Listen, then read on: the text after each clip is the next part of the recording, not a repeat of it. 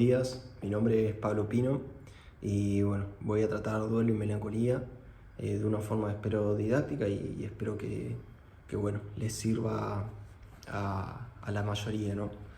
Es una forma en la que bueno, esto lo voy a empezar a hacer como para que me sirva a mí y que también le sirva bueno, quien vea esto.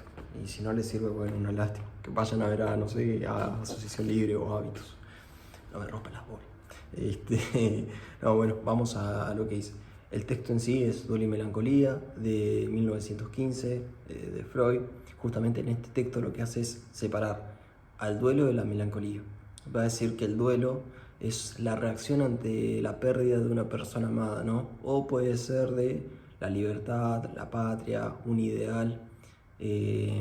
La melancolía, en cambio, es un estado de ánimo en el cual el sujeto es profundamente doloroso para el sujeto, ¿no? Hay una pérdida de interés por el mundo exterior y hay una pérdida en la capacidad de amar y una pérdida en la capacidad de amarse también, con constantes rebajas. Entonces, en el duelo, la labor que sucede es que hay un examen de realidad. Hay una persona la cual se va y nosotros de a poco, la libido que está depositada en esta persona tiene que luego volver para poder depositarlos en otros lugares. Por ejemplo, el ejemplo más fácil es el de una pareja. Una pareja se va, corta y bueno, una persona tiene que pasar todo un duelo, va a estar un montón de días tirada en la cama, no va a querer hacer nada. Pero bueno, con el pasar del tiempo va a encontrar que quizás de repente se anotó a un curso de música, de repente puede hacer algo que le gusta, una carrera, se pone a estudiar algo que le gusta y de repente va depositando esa libido en otros objetos y se empieza a sentir mejor. Un estado de duelo nadie lo considera patológico, nadie dice, no, esta persona está enferma. Dicen, bueno, cortó con su pareja o algo así, es esperable que pase por ese estado, ¿no? Entonces, bueno, pasa eso. Lo que pasa en la melancolía es que justamente hay una pérdida, pero esa pérdida es inconsciente, no tanto como en el duelo, que es una pérdida consciente. El sujeto puede decir, sí, yo estoy así desde que esta persona se fue.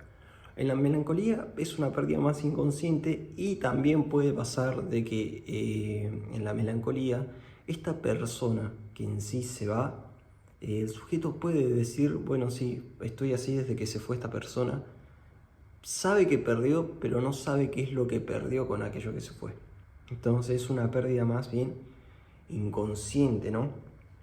Y bueno, hay una disminución de amor propio en el cual él se humilla constantemente y se cree merecedor de castigo, ¿no? Él dice que es un asco de persona, es lo peor que pueda haber y también se complace de las personas que estén al lado de él porque él dice, yo soy horrible, soy un asco de persona, no sé por qué ustedes están acá conmigo.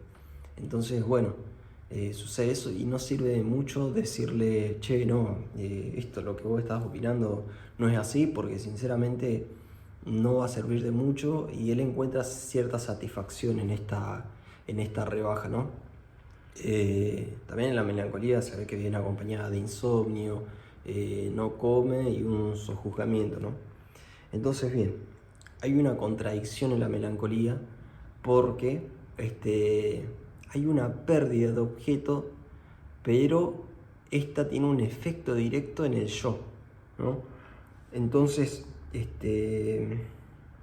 vamos a ver que por ahí las acusaciones a que se hace el sujeto al mismo de que es un asco de persona y todo esto, vemos que quizás o cualquier distintas características que el sujeto dice que él tiene, vemos que de repente no están así quizás, que vemos que quizás esto está más acorde a la otra persona, a la persona amada, que a él mismo. Entonces, estos reproches más bien son una vuelta hacia el mismo, pero en realidad son dirigidos hacia la otra persona. Vemos que había un objeto de amor, un enlace de líbido, y que hubo un desamor, desencuentro, y se rompió esta relación objetal.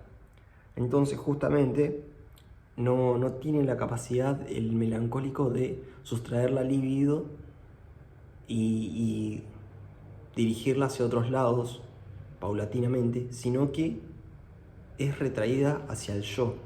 Entonces por eso es también la frase esta que la sombra del objeto cae sobre el yo. Es así que, ¿cómo lo podría decir? Se transforma la pérdida de objeto en una pérdida del yo también. Hay algo que el melancólico pierde al perder ese objeto.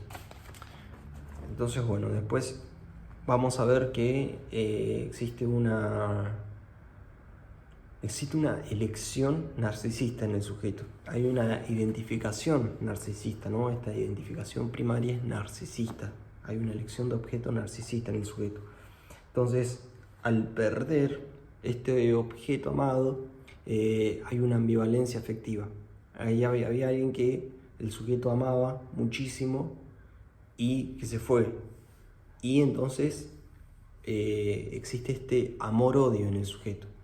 Lo ama profundamente y dice, no, esta persona no la puedo odiar, es la mejor persona, es lo mejor que pasó, y de repente, pum, se va para abajo y no, es un asco de persona, es lo peor que pudo haber pasado, es horrible. Esto pasa porque el amor de objeto justamente lo abandona, entonces se refugia en la identificación narcisista. Entonces hay un odio sobre el objeto sustituido y lo hace sufrir, tiene una satisfacción sádica. Entonces, ¿qué es lo que pasa? Justamente esto es más posterior, pero lo que sucedería es que el super yo ante esto le dice, che, mirá, vos no podés hacerle esto a la otra persona, vos no podés tratarla de esta manera, humillarla o castigarla como te gustaría hacerlo. Entonces hay un mecanismo de defensa que es la vuelta hacia la propia persona. Entonces todo lo que uno quisiera hacerle a esa persona vuelve hacia uno mismo. Entonces es una vuelta hacia la propia persona, ¿no? Entonces, bueno, esto también podría aclarar en los casos graves de melancolía el suicidio también. Con todos estos reproches, esta vuelta hacia la propia persona, quizás en caso extremo, cuando hay algo que uno dice, bueno, se quería matar básicamente a la otra persona, pero al haber esta vuelta hacia la propia persona se terminaría matando a él mismo, ¿no? Entonces, bueno, eso sucedería en la melancolía, y se diría que también la melancolía en muchos casos viene acompañada también de la manía. Es la misma moneda con las distintas caras, la melancolía y la manía.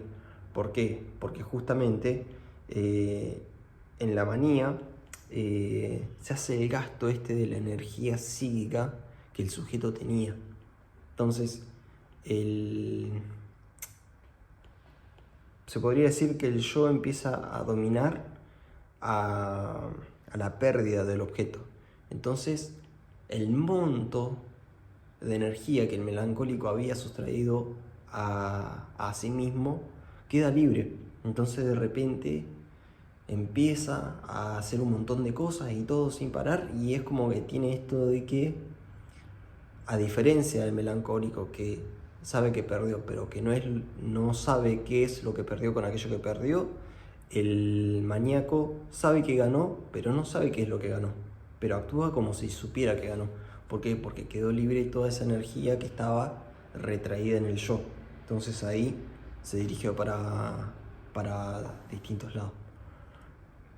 Entonces, bueno, las tres premisas que dice Freud que tenemos que tener en cuenta para la manía es justamente la pérdida de objeto, la ambivalencia afectiva y la vuelta hacia el propio yo. Entonces, bueno, esto sería más o menos el texto de Duelo y Melancolía. Sé que Lacan lo ve de otro lado, yo no sé bien. Adhiero mucho más a Lacan, lo poco que sé, y bueno, pero bueno, a mí este texto me resulta fascinante porque, eh, no sé, por ahí me he identificado bastante y puedo decir, bueno, que quizás tengo algunos rasgos de alguien melancólico.